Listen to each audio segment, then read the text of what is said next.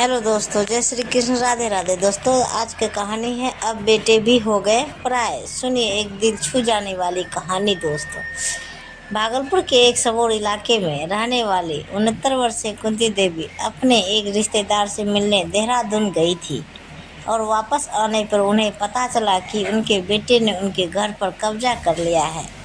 मरने से पहले उनके पति कुंती देवी के नाम पर वह घर कर गए थे और बाकी संपत्ति बेटों और उन्हें बांट दी थी। बेटी ने अपना हिस्सा छोड़ दिया था क्योंकि वह भाइयों से अपने संबंध खराब नहीं करना चाहती थी। उनकी बेटी उन्हें अपने साथ ले गई क्योंकि भाइयों का भरोसा वह नहीं कर सकती थी। माँ की देखभाल का जिम्मा उसने ले लिया है। कुंती देवी कहती है कि अब आजकल जमाना बदल गया है। अब बेटी को चाहे विदा कर दो पर वह फिर भी पराई नहीं होती है, जबकि बेटे तो माँ बाप को ऐसे नकार देते हैं मानो बड़े होते ही उनसे सारे रिश्ते टूट गए हो। 60 वर्षीय स्वर्णलता चंदा पिछले 6-7 सालों से एक ओल्ड एज में हो रही थी। उनका बेटा ज़बरदस्ती उन्हें वहाँ छोड़कर चला गया था क्योंकि उसने फ्लैट में बूढ़ी माँ को रखने की जगह नहीं थी। वह कहती है कि मुझे ऐसा लगता है कि मेरा बेटा मुझे इस बात की सज़ा दे रहा है कि मैंने उसे जन्म दिया। जब तक पति जीवित थे बहुत अच्छी ज़िंदगी जी ली, लेकिन अब तो बेटे के लिए मैं केवल एक बोझ हूँ। अपने बेटे को लायक बनाने में मैंने जितनी मेहनत की उतनी बेटी के लिए की होती तो कितना अच्छा होता।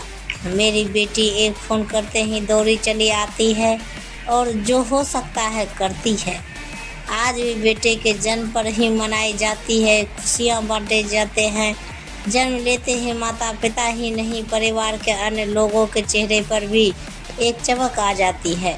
खूब लाड प्यार के साथ उसके हर नखरे को उठाते हुए उसे पाला जाता है। बेटा है, बस इसी ख्याल से खुश होते हुए माता पिता उसके चेहरे पर हर समय मुस्कान देखने के लिए अपनी हर इच्छा को नछावर करने को तैयार रहते हैं। फिर वह बड़ा होता है, अपना करियर बनाता है, शादी करता है और अपने माँ बाप को छोड़कर चला जाता है। वजह बहुत सारी होती है, लेकिन बेटे की नज़रों में वे सारी वजह बहुत लॉजिकल होती है। बेटियां तो पराई होती है, आज नहीं तो कल दूसरे घर चली जाएगी, इसलिए जो कुछ है बेटा ही है। यह सोच युगों से कायम है। आश्चर्य तो इस बात का है कि इस ज़माने में जब लड़कियां शादी के बाद भी अपने माँ बाप की सेवा करती है और बेटों से ज़्यादा उनका ध्यान रखती है, फिर भी उन्हें पराया माना जाता है। बनता जा रहा है ट्रेंड। बेटों को माँ बाप को छोड़कर चले जाने का एक ट्रेंड सा बनता जा रहा है। एक वक्त पर आकर बेटों को लगता है कि अब अपने पेरेंट्स को, माता पिता को उन्हें कोई फ़ायदा नहीं मिलने वाला है। ऐसे में वे उन्हें उम्र के उस दौर पर छोड़कर चले जाते हैं जब उनके फैमिली को उनकी सबसे ज़्यादा आवश्यकता होती है। पढ़ाई, नौकरी या फिर शादी के बाद अपनी एक दुनिया बनाने की चाह और भौतिकवादी ज़िंदगी के दौर में खुद को शामिल करने की हसरत उन्हें अपने ही फैमिली से दूर कर देती है। एक वृद्ध दंपत्ति से जोधपुर जाते हुए ट्रेन में मुलाकात हुई थी। उनसे बातचीत करते हुए पता चला कि वे अकेले ही शिमला में रहते हैं, चूँकि उनकी बहू को उनके साथ रहना अच्छा नहीं लगता था, इसलिए बेटा उन्हें छोड़कर चला गया। रहता वह भी शिमला में ही है, पर कभी मिलने तक नहीं आता क्योंकि इसकी बीवी को पसंद नहीं। उनका कहना था कि वे नहीं चाहते कि उनका बेटा उनकी वजह से अपने गृहस्थी में परेशानी खड़ी करे, इसलिए उन्होंने यही सोच लिया कि उनकी एक नहीं 2 बेटियां थीं और शादी के बाद वे दोनों विदा हो गई। एकल परिवार के बढ़ते चलन के कारण बुजुर्ग लोग अपने बेटों के लिए एक बोझ बनते जा रहे हैं। बेटों को फैमिली की सेवा करना तो नागवार गुजरता ही है, साथ ही उन पर पैसा खर्च करना भी उन्हें पैसे की बर्बादी लगती है। बड़े शहरों में ऐसे अनगिनत माँ बाप या अकेली माँ हैं जो बेटे के घर से निकाले जाने के कारण या तो किसी ओल्ड एज होम में जीवन बिता रही है या फिर घर में रखने के लिए गिड़गिड़ाने को मजबूर है। बेटियां जरूर अपने फैमिली की मदद करती है, लेकिन सभी के लिए ऐसा करना मुमकिन नहीं हो पाता है, क्योंकि अगर बेटी शादीशुदा है तो बेटी के ससुराल वाले इस पर आपत्ति उठाते हैं। फिर भी बीमारी में पैसे से उनकी मदद वे ज़रूर करती है, जबकि अधिकांश बेटों का मानना है कि उनके फैमिली को उनके जीवन और लाइफ स्टाइल में दखल देने का कोई हक नहीं है। रिश्तों में पसरी संवेदनशीलता।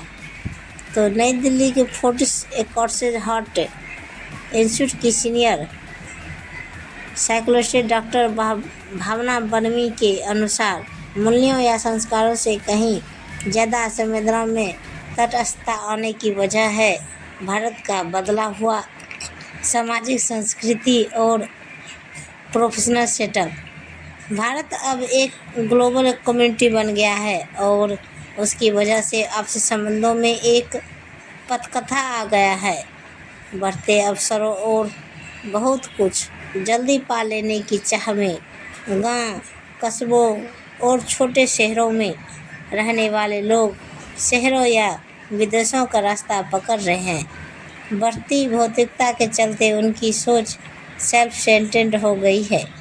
पारिवारिक मूल्यों और अपनेपन के बदले लालच और पैसों की भूख ने रिश्तों को नकारने और जिम्मेदारियों से बचाने को उकसाया है। पहले दिन से सोचा करते थे, पर अब दिमाग से सोचते हैं और इसलिए रिश्तों में परायापन पसर गया है। भाग रहे जिम्मेदारियों से आजकल के लड़के। नौकरी की मजबूरियां, पत्नी की मम्मी पापा से नहीं बनती या पेरेंट्स उनके लाइफ स्टाइल में फिट नहीं होते जैसे बहाने परोसते बेटे असल में अपनी ज़िंदगी से भागना चाहते हैं। इसलिए प्रोफेशनल कमिटमेंट या अपने गृहस्थी बचाने के नाम पर वे आसानी से अपने उत्तरदायित्व से पल्ला झाड़ अपनी दुनिया में मस्त मगन हो जाते हैं।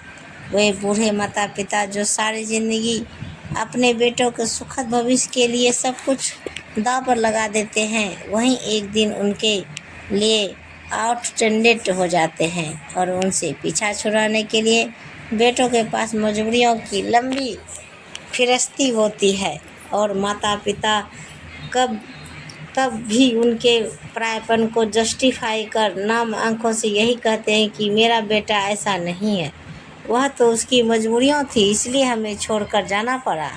हमें सिर्फ एक बार कुछ पल सोचना है कि बेटियां पराई होती है नहीं कर दी जाती है और बेटों तो सिर्फ पराए होते हैं क्योंकि उन्हें हमेशा उड़ने के लिए खुला आसमान मिलता है। तो दोस्तों प्रेम से बोली जय श्री कृष्ण, राधे राधे। दोस्तों ये कहानी आप सबको कैसी लगे हमें कमेंट में ज़रूर बताइए और मैं हमेशा कोशिश करती रहूँगी आपको मेरी कहानी पसंद आए और मुझे आप सबकी साथ की ज़रूरत है और रहेगी। और मुझे सब्सक्राइब करें और अपना राय दें आपकी दोस्तों और सब कहानी सुनने के लिए, जैसे ज्ञानवर्धक कहानी, पारिवारिक कहानी, शिक्षाप्रद कहानी आप सबको सुनने के लिए अभी हमारे चैनल को सब्सक्राइब करें। और अभी तक जो भी हमारे चैनल को सब्सक्राइब नहीं किए प्लीज़ हमारे चैनल को सब्सक्राइब करें और कहानी पूरा सुनने के लिए शुक्रिया। प्रेम और जय माता दी, हर हर महादेव। तो ऐसे ही वीडियो देखने के लिए हमारे चैनल को सब्सक्राइब करें और वीडियो को लाइक ज़रूर करें। धन्यवाद। तो दोस्तों मिलते हैं अगले वीडियो के साथ, तब तक बाय बाय दोस्तों, जय हिंद।